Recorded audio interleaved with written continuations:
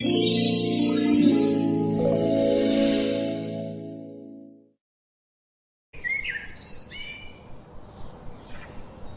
की शादी से पहले उसके सास ससुर के पास बड़ा कमरा था और राहुल के पास छोटा कमरा था।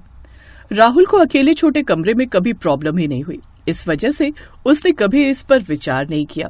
पर शादी के बाद नेहा को छोटे कमरे में परेशानी होती थी क्योंकि उसे अपना भी सामान सेट करना था। आउच! क्या हुआ नेहा? राहुल, बहुत छोटा कमरा है। अभी देखो मेरे पैर पर अटैची लग जाती। कहाँ रखूं इतना सारा सामान? इस कमरे में पहले से ही तो इतना सामान है। मुझे नहीं लगता मैं अपना सामान भी यहाँ पर सेट कर पाऊंगी। प्लीज तुम मम्मी जी को बोलो ना, वो अपना बड़ा वाला कमरा मुझे दे दे। बहुत खुला और बड़ा कमरा है माँ जी का। तुम बात करके देख लो।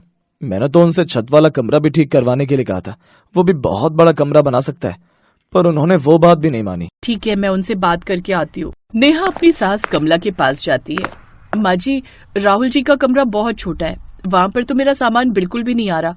अगर आप बुरा न मानो तो क्या मैं ये वाला कमरा ले सकती हूँ? बिल्कुल नहीं, ये कमरा तो मैं कभी ना दूं। ये कमरा शुरू से मेरे पास रहा है। राहुल का कमरा बहुत छोटा है, वहाँ पर मुझे बहुत घुटन महसूस होती है। मुझे खुले हवादार कमरे में रहने की आदत है, मैं नहीं दे सकती। राहुल को तो कभी कोई परेशानी नहीं हुई, तो तुम्हें क्यों हो रही है? जैसे आपको होती है वैसे मुझे भी हो रही है। तो आप अगर अपना कमरा नहीं दे सकती तो छत वाले कमरे को ठीक करवा दो, वो भी तो कितना बड़ा कमरा है। अगर मैं उसको अपने तरीके से बनवा लूं तो मुझे भी दिक्कत नहीं रहेगी। नहीं, अभी पहले ही शादी में बहुत पैसे खर्च हो गए। मैं तुम्हारे बाबूजी को अब और परेशान नहीं कर सकती। अभी नहीं बनवाना, कुछ टाइम रुक कर बनवाएंगे, अभी गुजारा कर लो। नेहा चुप रही और अपने कमरे में आ गई। अब नेहा को अपने छोटे से कमरे को ठीक रखने में भी परेशानी होती थी। एक दिन नेहा की चचेरी बहनें उससे मिलने आती हैं। नेहा दीदी, आप कितने छोटे से कमरे में रहते हो? आपको घुटन नहीं होती? आपकी सासू माँ का कमरा तो बहुत बड़ा है। हम उनसे अभी मिलने गए थे, इतनी हवादार, इतनी जगह है कमरे में। लेकिन एक बात बताओ दीदी, उनके कमरे में सामान तो कुछ भी नहीं है, फिर उन्होंने इतना बड़ा कमरा क्यों ले रखा है? वो आपको दे दे वो वाला कमरा और आपके कमरे में वो रह ले, आपका तो सामान भी ज्यादा है। कहा था मैंने, पर वो मेरी बात ही नहीं सुनती। उन्हें उस कमरे से प्यार है, कहती हैं कि आदत है उन्हें उस कमरे में रहने की, इसलिए वो इस कमरे में शिफ्ट नहीं करेंगी। तो दीदी, आपका छत पर जो एक कमरा बना हुआ है वो देखा हमने, वो भी तो जगह है छत पर, आप वहाँ पर बनवा लो। तुम दोनों जो बात कर रही हो ना, वो बात मैं पहले ही माँ जी को बोल चुकी हूँ, पर वो मेरी एक भी बात मानने को तैयार नहीं है। मेरी राहुल जी से बात हुई थी, वो बोल रहे थे कि जब माँ जी का खुद का मन होगा ना, तभी वो इस तरफ ध्यान देंगी। और फिर मैं ज्यादा बोल भी तो नहीं सकती, अच्छा नहीं लगता। जितना बोलना था मैंने बोल दिया। चलो, मैं तुम दोनों के लिए छोले भटूरे लाती हूँ, यहाँ के बहुत फेमस है। नेहा ने अब अपनी परेशानी किसी से कहना छोड़ दिया। उसे पता था कि वो जितना मर्जी कह ले, उसकी सास अपने मन की ही करेगी। अगली सुबह राहुल की दोनों मौसी सरोज और शीला कुछ दिनों के लिए रहने आ जाती हैं। बड़ी मौसी सरोज की बेटी पूजा की शादी थी, इसलिए वो दिल्ली से ही शॉपिंग करना चाहते थे। कमला, सोने का इंतजाम कैसे करना है? राहुल के कमरे में ही सोएंगी दोनों। कमला, तुम भूल रही हो, राहुल की अब शादी हो गई है, वो कमरा बहू का भी है। बहू बेटे के कमरे में ऐसे मेहमानों को सुलाना ठीक नहीं। उस कमरे में तो बहुत कम जगह है, मुश्किल से राहुल और बहू सो पाते हैं। हाँ, मैं तो भूल ही गई, राहुल के कमरे में तो सुला ही नहीं सकते। ठीक है, तो फिर यहीं बिस्तर बिछा लेते हैं। कमला, कोई परेशानी है तो हम होटल में चले जाते हैं।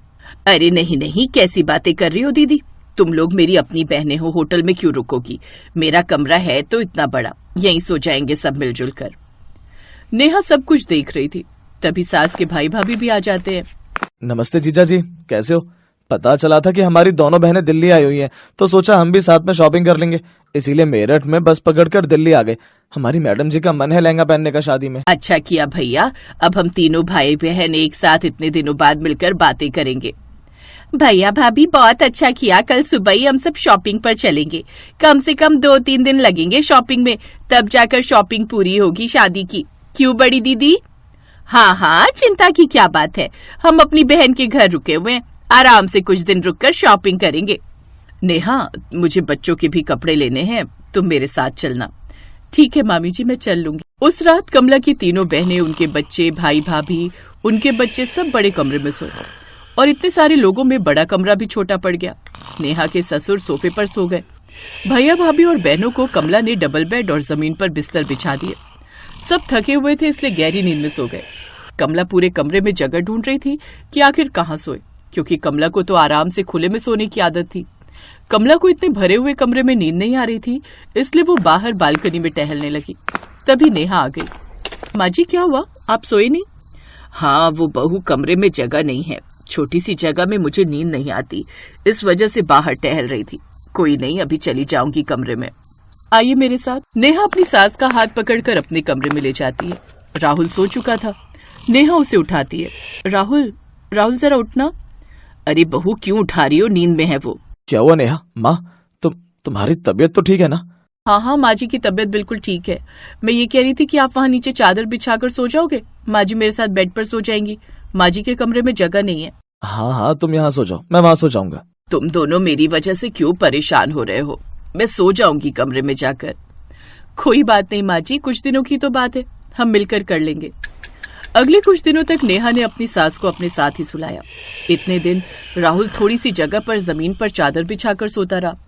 कुछ दिनों बाद मेहमान चले गए, पर इतने समय में नेहा की सास को उसका स्वभाव पता चल गया कि वो कितनी मिलनसार और बड़ों की इज्जत करने वाली है। अचानक ऊपर वाला कमरा ठीक करवा रही हो, पर तुम तो मना कर रही थी। हाँ, जरूरत है। नेहा और राहुल अब से मेरे बड़े कमरे में सोएंगे। ऊपर छत पर जो कमरा तैयार होगा वो मेहमानों का होगा और हम राहुल वाला कमरा ले लेंगे। अपनी सास की बात सुनकर नेहा बहुत खुश थी। इस फैसले से नेहा के दिल में कमला के लिए सम्मान भरी एक अलग जगह बन गई थी। कमला ने बिल्कुल सही फैसला लिया। रिश्तों में समझदारी बहुत जरूरी है। जब एक बहू घर में आती है तो बहुत कुछ बदल जाता है। थोड़ा बहू झुके तो थोड़ा सास को भी झुकना चाहिए, और थोड़ा सास झुके तो बहू को भी थोड़ा झुकना आना चाहिए। कहते हैं झुकने से इंसान छोटा नहीं होता, बल्कि सबकी नजरों में बड़ा होता है, और एक दूसरे से प्यार रिश्तों में मजबूती लाता है, भले ही वो रिश्ता सास बहू का ही क्यों ना हो। अब नेहा बड़े कमरे में रहने लगी। उसका सारा सामान बड़े कमरे में सेट हो गया। नेहा के सास ससुर ने छोटा कमरा ले लिया और छत वाला कमरा मेहमानों के लिए तैयार हो गया।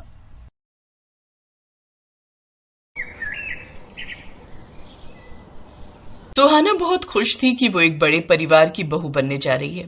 सेठ रायचंद का नाम शहर के बड़े व्यापारियों में गिना जाता था और उनके बंगले की खूबसूरती की चर्चा पूरे शहर में तो क्या, आसपास के सभी शहरों में थी। सुहाना को लग रहा था कि सचमुच वो बहुत किस्मत वाली है जो इतने बड़े बंगले में रहेगी। शादी के बाद सुहाना ने जब पहली बार गृह प्रवेश किया तो उसके मन में खुशी के लड्डू फूट रहे थे। जैसे ही पहली रसोई का समय आया, सुहाना के सपनों पर पानी फिर गया। सुहाना भाभी, माँ कह रही है कि आपको सबसे पहले हलवा बनाना है। चलो मैं आपको रसोई दिखा देती हूँ। अच्छा रसोई? हाँ, मैंने तो बहुत कुछ सोचा है रसोई को लेकर। मेरा मन है कि मैं भी हलवा बनाते हुए अपनी सोशल मीडिया पर पहली रसोई की वीडियो शेयर करूं। तो मेरे मोबाइल फोन से मेरी वीडियो बना दोगी ना नंदिनी? सुहाना की बात सुनकर नंदिनी जोर से हंसी। ये सब देखकर सुहाना को बड़ा अजीब भी लगा, पर उसने इसका कारण पूछा। क्या हुआ नंदिनी, तुम हंस क्यों रही हो? मैंने क्या कुछ अलग बोल दिया? तुम भी तो टीवी देखती हो। आजकल अपनी पहली रसोई की सभी नई बहुएं रील बनाकर सोशल मीडिया पर डालती हैं। भाभी, उनकी रसोई और हमारी रसोई में बहुत फर्क है। उनकी रसोई देखने में कितनी सुंदर होती है और हमारी रसोई तो पुराने जमाने की है। आपका बैकग्राउंड बिल्कुल अच्छा नहीं आने वाला। चलो मैं आपको दिखाई देती हूँ, बाकी आपकी मर्जी है। अगर आपने इस रसोई में वीडियो बनवानी हो तो मैं तो बना ही दूंगी, पर हम दोनों में से एक को बाहर खड़ा होना पड़ेगा। रसोई बहुत छोटी। मतलब मैं कुछ समझी नहीं, इतने बड़े बंगले में छोटी रसोई? सुहाना बहू, तुम्हारी पहली रसोई है। नंदिनी के साथ जाओ और हलवा बनाने की तैयारी करो। जी माँ जी। सुहाना जैसे ही रसोई के पास पहुंचती है दंग रह जाती है। रसोई इतनी छोटी थी कि उसमें मुश्किल से कोई एक ही खड़ा हो सकता था। या तो सुहाना रसोई में खड़े होकर हलवा बना लेती, या फिर उसकी ननद उसकी वीडियो बनाने के लिए खड़ी होती। नामुमकिन, ये हो ही नहीं सकता था। इतनी छोटी सी रसोई और इतना सारा सामान, कोई कैसे रसोई में काम कर सकता था? सुहाना ने जो सपने देखे थे वो अपनी पहली रसोई में हलवा तैयार करेगी और वीडियो बनाकर डालेगी, वो सब सपना ही रह गया। इतनी छोटी रसोई में तो वो हलवा बना ले, यही बहुत बड़ी बात थी। भाभी वीडियो बनाऊं क्या? नहीं, रहने दो। बैकग्राउंड भी अच्छा नहीं आएगा और रसोई बहुत छोटी है, किसी को दिखाते हुए भी अच्छा नहीं लगेगा। रहने दो वीडियो। सुहाना का मन उदास हो गया। बड़ी मुश्किल से उसने हलवा बनाया। वो बार बार रसोई की दीवारों को देख रही थी। न जाने कितनी पुरानी रसोई बनी हुई थी। अब तो रोजाना ही सुहाना को रसोई में काम करने से दिक्कत होने लगी। वो जब भी रसोई में कुछ बनाने लगती तो रसोई के सामान इधर उधर दब जाते या फिर गायब हो जाते। सुहाना की शादी को 4 महीने हो चुके थे। अब तो वो उस छोटी सी रसोई में बहुत ही परेशान रहने लगी। क्या करूं, कहाँ रखा था नहीं समझ आ रहा। सुबह यहीं तो रखा था। क्या हुआ सुहाना, क्या ढूंढ रही हो? बाबूजी बहुत देर से चाय मांग रहे हैं। अरे बिस्किट का डिब्बा ढूंढ रही हूँ, पूरी रसोई में ढूंढ लिया, कहीं नहीं मिल रहा। चाय के साथ बाबूजी बिस्किट मांग रहे हैं। रुको मैं ढूंढता हूँ। ये देखो, ये रखा है वहां नीचे। मैं तो तंग आ गई हूँ, इतनी छोटी सी रसोई में कुछ भी नहीं दिखता। मुझे एक बात समझ में नहीं आती, इतने बड़े घर में रसोई इतनी छोटी क्यों है? अरे बहू, कैसी बातें कर रही हो, छोटी कहाँ है? तुम्हें पता भी है हम 4 देवरानी जेठानी इसी एक छोटी सी रसोई में पूरे परिवार का खाना बनाती थी। आज तक हमें किसी बात की परेशानी नहीं हुई। अब तो खैर सब अलग हो गए, पर इसी एक रसोई में पूरे बड़े परिवार का खाना बनता था। मुझे तो इस छोटी रसोई की बहुत आदत है, तुम्हें पता नहीं क्यों परेशानी है। सुहाना अपनी सास की बातों को सुनकर चुप तो हो गई, पर मन ही मन वो बहुत गुस्से में थी। उसी शाम सुहाना की 2 सहेलियां उससे मिलने आ गई। सुहाना, क्या बात है, तूने अपनी पहली रसोई की रील बनाकर सोशल मीडिया पर पोस्ट नहीं की? हम तो तेरी पहली रसोई की वीडियो का वेट कर रहे थे। क्या हुआ, हलवा सही नहीं बना था क्या जो तूने रील पोस्ट नहीं की? ऐसी बात नहीं है, मेरा भी बहुत मन था कि मैं अपनी पहली रसोई की वीडियो डालूं, पर मेरी कोई और मजबूरी थी। ऐसी क्या मजबूरी थी? इतना सुंदर घर है, इतना बड़ा बंगला तो हमारा भी नहीं है जितना तेरा है। सचमुच तू तो कितनी लकी है जो तुझे इतना सुंदर बंगले वाला ससुराल मिला है। यहाँ पर तू तो बढ़िया बढ़िया अपनी फोटोज भी डाल सकती है, फिर तूने पहली रसोई की वीडियो डालने में झिझक क्यों की? तुम दोनों को ऐसे समझ में नहीं आएगा। आओ मेरे साथ चलो, मैं तुम्हें सब समझाती हूँ। सुहाना जब अपनी दोनों सहेलियों को रसोई दिखाती है तो वो पूरी बात समझ जाती है। अब तुम ही बताओ मैं क्या करूँ, इतनी बड़ी ससुराल और इतनी छोटी सी रसोई में, इस रसोई में ठीक से खड़ी तो हो नहीं पाती, तो रील क्या खाक बनाऊंगी? हाँ यार, तेरी प्रॉब्लम तो अब हमें थोड़ी थोड़ी समझ आ रही है। वैसे तू इतनी छोटी रसोई में कैसे खाना बनाती होगी, ये सोचकर तो मुझे बहुत ही घबराहट हो रही है। तभी सुहाना के पैर के नीचे रखा ड्रम लग जाता है। ये ड्रम यहाँ पर किसने रख दिया? संभल कर सुहाना, कुछ कर, तुझे अपनी रसोई को चेंज करना होगा, ऐसे तो तू परेशान हो जाएगी। उस दिन सुहाना को बहुत गुस्सा आया और उसने भूख हड़ताल कर दी। उसने ठान लिया था कि जब तक उसकी रसोई बड़ी नहीं बनेगी तब तक वो खाना नहीं खाएगी। माँ, भाभी ने खाना खाने से मना कर दिया है। वो बोल रही है जब तक रसोई बड़ी नहीं बनेगी तब तक वो खाना नहीं खाएंगी। ये अच्छी जिद है, हमने तो इतने साल गुजार दिए इसी छोटी सी रसोई में। ये आजकल की बहुएं, बताओ तो जरा, किचन इनको बड़ी चाहिए। अरे घर बड़ा है तो किचन बड़ी लेकर क्या करेंगी? माँ, एक बात बोलूं, देखा जाए तो समय के साथ हमने पूरे घर को बदला है, पर रसोई को बदलने के बारे में कभी विचार किया ही नहीं। परेशानी तो मुझे भी बहुत होती है, पर मैं ये सोचकर आपसे कभी नहीं कहती थी क्योंकि मुझे तो दूसरे घर जाना है शादी होकर। तो मुझे लगता था कि यहाँ रसोई छोटी है तो मेरे ससुराल में तो बड़ी रसोई मिल ही जाएगी। और आपको तो पता ही है, जहाँ मेरी शादी पक्की हुई है मेरे ससुराल वालों की रसोई बहुत बड़ी है। वो क्या कहते हैं, आधुनिक रसोई, मॉड्यूलर किचन बोलते हैं उसे। आजकल बहुत बड़ी बड़ी अच्छी अच्छी तरह की डिजाइन वाली रसोई बन रही है माँ। मेरे ससुराल में भी वैसी बड़ी आधुनिक रसोई है। माँ, अब अपनी छोटी रसोई को बड़ा कर लो भाभी के लिए। सावित्री नंदिनी की बातों को ध्यान से सुन रही थी। कुछ देर बाद उसने अनिल को बुलाया। अनिल बेटा, जरा पता तो कर, आधुनिक बड़ी रसोई बनाने में कितना खर्च आएगा? बड़ी आधुनिक रसोई मतलब हम अपने घर की रसोई बड़ी करने वाले माँ? हाँ अनिल बेटा, मैं भी तुम्हारी माँ की बातों से सहमत हूँ।